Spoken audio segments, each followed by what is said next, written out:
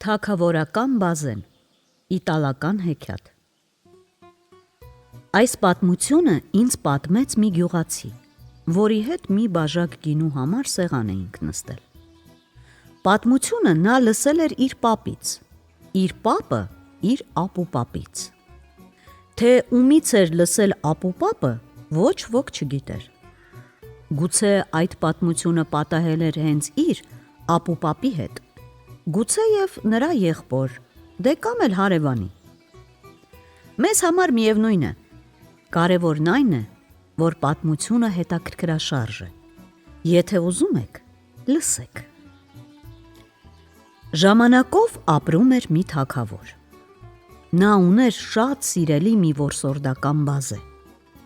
Թագավորը բազեին սիրում էր ուժեղ թևերի, սուր տեսողության և ամուր ճանկերի համար։ 3 տարի շարունակ բազեն ծառայեց իր տիրոջը, և այդ ժամանակամիջոցում չեղավ մի անգամ, որ վերադառնար առանց որսի։ Հենց դրա համար էլ թագավորը նրա վզից կախեց կիսավորսկի, կիսաարծաթ մի փոքրիկ զանգ։ Թռչունը գլուխը թափահարելիս զանգը հնչում էր կամ ոսկյա, կամ արծաթյա զնգոցով։ Մի անգամ թագավորը որոշեց հանգստանալ իր թագավորական հոգսերից և որսի գնալ։ Բազեն, ինչպես միշտ, նստած էր նրա առաջ։ Հասնելով թավուտին, թագավորը բազեն արձակեց։ Առաջին անգամ բազեն մի լոր բռնեց բերեց, երկրորդ անգամ կաքավ, իսկ երրորդ անգամ թռավ ու այլևս չվերադարձավ։ Գուցե թռչունը հիշեց իր երբեմնի ազատ կյանքը, գուցե արագա թռիչք աղավնու ետևից ընկավ, շատ հեռուն գնաց, բայց չվերադարձավ։ Այսպես թե այնպես թագավորը ստիպված էր իր ամրոցը վերադառնալ առանց սիրելի բազեի։ Թռչունին փնտրելու համար թագավորը ուղարկեց 7 զինագիրների։ Նրանք 7 օր ման եկան, իսկ 8-րդ օրը վերադարձան դատարկաձեռը։ Դրանից հետո թագավորը մունետիկներին հրամայեց ամբողջ թագավորությունով մեկ հայտարարել մի այսպիսի հրաման. ով գտնի բազեին և բերի թագավորի ամրոցը, որպես նվեր 200 ոսկի ֆլորին կստանա, իսկ ով գտնի բազեն և թաքցնի, նա նույնպես կստանա նվեր, կախաղան։ Մինչ թագավորը վշտանում էր իր սիրելի թռչունի համար, մինչ մունետիկները ձինը ստած կանցնեին թագավորության մի ծայրից մյուսը, բազեն թռավ, հասավ հեռավոր լեռներ ու նստեց մի ծառի վրա։ Գուցե և պետք էր, որ հենց այն ծառից ոչ հեռու, որի վրա նստեց բազեն, իր արտը վարեր գյուղացին։ Եվ երևի հենց այդ գյուղացին է եղել ինձ այս պատմությունը պատմողի ապուպապը, դե կամ պապի եղբայրը, կամ էլ ինչպես ասացի հարևանը։ Այս գյուղացին քայլում էր ակոսի միջով, էշը լծած արորի ետևից ու ինքն իրեն խոսում բարձրաձայն։ Նա մի կին ուներ և 2 աղջիկ, այնպես որ եթե տանը 3 կին արմատ կա, ապա լավ կլինի, որ տղամարդը ծպտուն չհանի։ Կանանց բերանից բառերը թափվում են այնպես, ինչպես մղմեղը պատառոտված պարկից։ Կանանց երբեք լռեցնել չի լինում։ Դժբախտաբար, գյուղացին ինքն էլ էր սիրում շատախոսել։ Ստիպված էր սրտի դառնությունը դրսում թափել, խոսել ինքն իր հետ, կամ էլ իր իշուկի հետ։ «Քեզ համար շատ լավ է երկարականջ», ասում էր նա, «ոչ մի հոգս չունես, իսկ ես 2 աղջկա հոգս պիտի քաշեմ։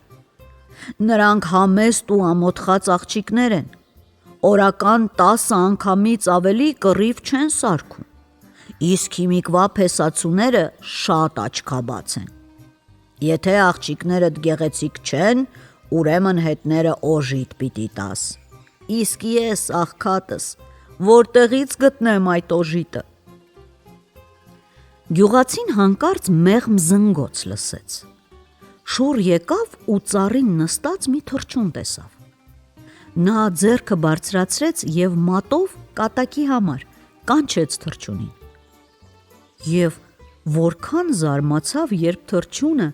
լայն թևերը թափահարելով, զանգը զնգացնելով թռավ տեղից և եկավ նստեց գյուղացու մատին։ «Էհե», ասաց գյուղացին, «երևում է դու հասարակ թռչուն չես։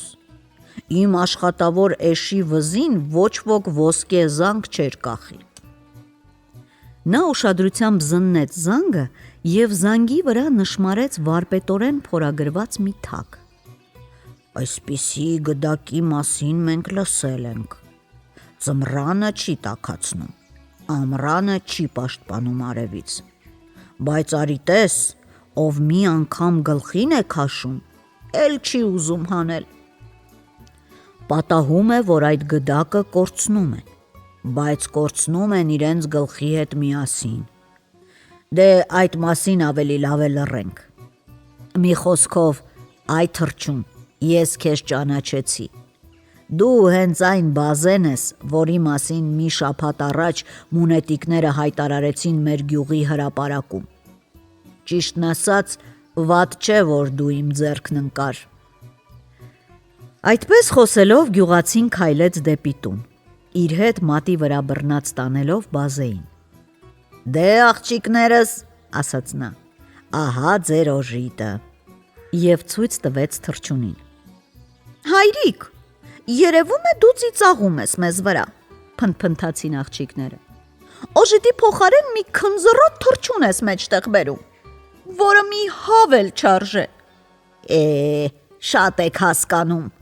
ասաց գյուղացին, շուռ եկավ ու ձայն տվեց կնոջը։ Էհեյ կնիկ, մարդուդ համար ճանապարհի պատրաստություն տես։ Ես թագավորի պալատն եմ գնում, իսկ մինչև այնտեղ քիչ ճամփա չէ։ Ճանապարհի համար դիր 3 կլոճ, 3 ձիթապտուղ և 3 հատ գլուխ սոխ։ Մինչ կինը 3 կլոճ, 3 ձիթապտուղ և 3 հատ գլուխ սոխ կդներ Վարսակի պարկի մեջ, գյուղացին իր իշուկի գլխից հանեց երասանակը, նրա մի ծայրը կապեց բազեի ոտքին և մյուս ծայրը իր դաստակին, հետո պարկնուսն առավ և գնաց։ Գնաց մի օր, 2 օր և 3-րդ օրը հասավ թագավորի պալատը։ Գյուղացու տան դռները միշտ բաց են, միայն շեմն անցիր ու վերջ։ Իսկ թագավորական պալատի պարիսպները քարից են, թուջե դարպասները միշտ փակ են։ Դա իհարկե գյուղացուն չշփոթեցրեց։ Նա մոտեցավ դարպասներից մեկին և սկսեց ոտքով թակել, որովհետև ձեռքերը զբաղված էին, մեկով պարկն էր բռնել, իսկ մյուսի վրա բազեն էր նստած։ Դարպասները բացվեցին, գյուղացին ուզում էր ներս մտնել, բայց հնարավոր չէր։ 2 պահապան իրենց երկար նիզակներով փակեցին նրա ճանապարհը, իսկ 3-րդը հնչեցրեց զանգը, կարծես հրդեհ հանգցնելու էր կանչում։ Այդ ձայնը լսելով, պալատից վազելով դուրս եկավ պահնորդների հաստափոր պետը և սկսեց հարցաքննել գյուղացուն։ Ուր ես խցկվում, այ ռամիկ։ Ոնց, թագավորի մոտ եմ գնում, պատասխանեց գյուղացին։ Իսկ այդ ինչ է ձեռքիդ։ Բազե։ Պահնորդների պետը իհարկե անմիջապես ճանաչեց թռչունին և միանգամից գլխի ընկավ, որն ինքն այստեղ կարող է օգտվել։ Բազեն իհարկե բազե է, բայց ում բազեն է, հարցրեց նա։ Ոնց թե ում, թագավորի, ասաց գյուղացին։ Այ դու հիմար, գոռաց պահնորդների պետը։ Դու գիտես, որ թագավորը իր սիրելի բազեի սիրուց ոչ ուտում է, ոչ քնում։ Այ վերջապես բռնեցի քեզ անխիղճ գող։ Հեյ, դարպասի աջակողմյան պահակ, կատարիր քո պարտքը։ Պահակները գյուղացուն քարշ տվին դեպի աջ և նա ուղիղ իր դիմաց տեսավ կախաղանի սյունը, որից կախված պատրաստի օղակը ճոճվում էր այս ու այն կողմ։ Մեկ էլ տեսար, իսկապես կախեցին, մտածեց խեղճը և սկսեց աղմուկ բարձրացնել։ Ինչ է խելքներդ բոլորովին թռցրել եք, այդ որտեղ եք տեսել, որ գողը իր գողացած ապրանքը կամովին ետ վերադարձնի տիրոջը։ Սպասեք, չկախեք, հրամայեց պահնորդների պետը։ Դու այս բազեին բերել ես թագավորին։ Իհարկե թագավորին, պատասխանեց գյուղացին ուրախացած։ Դե որ այդպես է, ինձ տուր, ասաց պահնորդների հաստափոր պետը։ Ես ինքս կտանեմ թագավորին։ Չեղավ, բազեն իմն է, ասաց գյուղացին։ Ախ քոնն է, դարձյալ գոռաց պահնորդների պետը։ Նշանակում է դու այնուամենայնիվ ուզում ես թաքցնել թագավորի թռչունը։ Դարպասի ձախակողմյան պահակ, կատարիր քո պարտքը։ Գյուղացուն նորից բռնեցին եւ քարշ տվին դեպի ձախ։ Ձախ կողմում էլ կախաղան կար, շատ նման աջակողմյան կախաղանի։ Գյուղացուն այդ կախաղանն էլ դուր եկավ այնքան, որքան առաջինը։ Դրա համար էլ նա դուրս պրծավ պահնորդների ձեռքերից ու վազեց նրանց պետի մոտ։ Ողորմած պարոն, սկսեց խոսել նա խոնար գլխով։ Չեմ ուզում ճոճվել երկնքի եւ երկրի միջև։ Արդյոք մենք չենք կարող փոխադարձ համաձայնության գալ։ Պետին էլ հենց դա էր հարկավոր։ Նա բեղերը ոլորեց ու գոռոզաբար ասաց. Թագավորական ծառայությունը կատակ չէ։ Ինչ էլ որ պատահի, բոլոր դեպքերում պատասխանատուն պահնորդության պետն է։ Ինձ համար բոլորովին հաճելի չէ զուր տեղը գլուխս կորցնել։ Ախր ինչու զուր տեղը, պարոն պետ, ասաց գյուղացին։ Այ դա արդեն ուրիշ բան։ Արի այսպես անենք։ Միասին գնանք թագավորի մոտ։ Բայց տես հա, պայմանն այսպիսին է։ Բազեն մենք երկուսով ենք բռնել։ Դե քանի որ երկուսով ենք բռնել, պարգևը հալալ կկիսենք։ Թող քո ասածը լինի, ասաց գյուղացին։ Գնանք թագավորի մոտ։ Թագավորը տեսնելով իր սիրելի բազեին գահից վեր թռավ։ Գյուղացին քանդեց էշի երասանակը եւ բազեն նրա մատի վրայից թռավ իր տիրոջ մատին։ Թագավորը հարցրեց. Ով է բռնել։ Ես, սկսեց գյուղացին, եւ նա, այո, ես նույնպես, ձայնակցեց պահնորդների պետը։ Իսկ ձեզնից ով է տեսել իմ բազեին։ Դե ես եմ առաջինը տեսել, պատասխանեց գյուղացին, բայց քանի որ երկուսով ենք բռնել, ապա ինչ որ կտա ձեր թագավորական մեծությունը, մենք հավասար կբաժանենք։ Միայն մի բան եմ խնդրում ձեր թագավորական ողորմածությունից, որ ձեր խոստացած նվերը ոսկե դրամով չտաք։